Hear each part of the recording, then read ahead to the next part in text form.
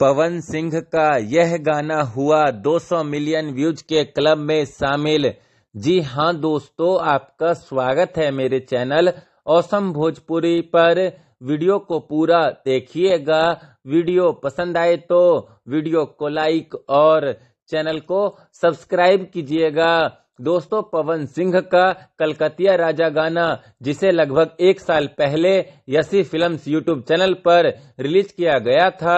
दोस्तों, पवन सिंह का यह गाना रिलीज के बाद से ही लगातार धमाल मचाते हुए आ रहा है और अभी भी पवन सिंह का यह गाना धमाल मचा रहा है, बज रहा है। तभी तो दोस्तों इस गाने पर लगातार व्यूज बढ़े जा रहा है। और अब दोस्तों पवन सिंह के इस गाने से जुड़ी एक बहुत ही बड़ी खबर आ रही है।